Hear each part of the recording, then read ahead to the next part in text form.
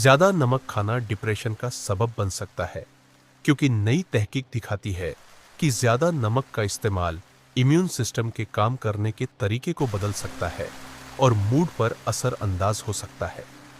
एक स्टडी में पाया गया कि 5 हफ्तों तक नमकीन गडीजा दिए जाने वाले चूहों में डिप्रेशन की अलामत दिखाई, जैसे कम तजस्सुस और ज्यादा सुस्त होना। ये तब्दीलियां खून और दिमाग के उन हिस्सों में पाए जाने वाले एक इम्यून मॉलिक्यूल की बुलंद सतह से जुड़ी हुई थी, जो मूड को मुनाज़्ज़म करने में शामिल है, जिसे इंटरल्यूकिन 16 या IL-16A कहा जाता है।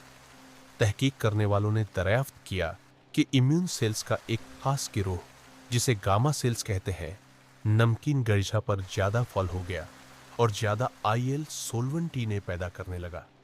अगरचे इन सेल्स की तादाद में इजाफा नहीं हुआ, लेकिन वो ज्यादा अग्रेसिव हो गए और मुख्तलिफ तरीके से बर्ताव करने लगे। जब साइंटिस्ट्स ने चूहों में इन सेल्स को ब्लॉक कर दिया, तो डिप्रेशन की अलामत चली गई। चूहे फिर से ज्यादा फॉल और मसरूफ हो गए। स्टडी में यह भी पाया गया कि नमक इस बात पर असरअंदाज हो सकता है कि इम्यून सेल्स अपनी एनर्जी कैसे हासिल करते हैं, जिससे उनके रवैये में ऐसे तरीके से तब्दीली आती है जो दिमाग पर असरअंदाज हो सकती है।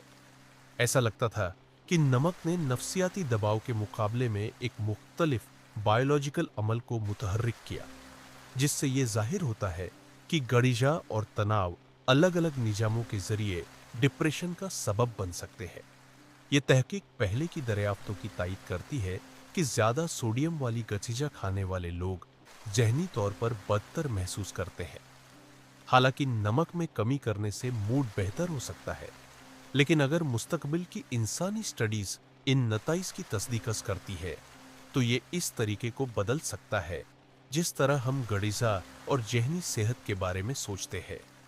खाने में नमक कम करने जैसी सादा तब्दीलियां डिप्रेशन को रोकने में मददगार साबित हो सकती है और नए इलाज नमक से शुरू होने वाले इम्यून सिग्नल्स को ब्लॉक करने पर तवज्जो मरकज कर सकते हैं। बच्चे यादें बनाते हैं, उनकी जिंदगी के पहले साल। ताहम साइंस में शाया होने वाली एक हालिया तहकीक के मुताबिक ये यादें वक्त के साथ साथ खत्म हो जाती है। येल के तहकीक करने वालों ने पाया कि बच्चे पहले की निस्बत पहले मखसूस वाकयात की वाकयाती यादों को एनकोड कर सकते हैं, जिससे इस दायराना ख्याल को चैलेंज किया गया है कि इब्तिदाई जिंदगी में गैर तरक्की याफ्ता हिप्पोकैम्पस याददाश्त की तश्कील को रोकता है। टीम ने 4 माह से 2 साल की उम्र के 26 बच्चों का functional magnetic resonance imaging scan का इस्तेमाल करते हुए मुताला किया। जब उन्हें तस्वीरें दिखाई गई, फिर बाद में शनाख्त की जांच की गई। जिन बच्चों में पहली बार तस्वीर देखने पर हिप्पोकैम्पस की सरगर्मी ज्यादा थी, उनके दोबारा दिखाए जाने पर उसे ज्यादा देर तक देखने का इम्कान ज्यादा था, जो याददाश्त की याद आवरी की तजवीज करता है। यह असर 12 माह से ज्यादा उम्र के बच्चों में खास तौर पर मजबूत था। हिप्पोकैम्पस का फॉल इलाका वही इलाका है जो बालिगों में वाकयाती याददाश्त से जुड़ा हुआ है, जबकि पहले की तहकीक से पता चला है कि 3 माह तक के बच्चे एक मुख्तलिफ किस्म की याददाश्त इस्तेमाल कर सकते हैं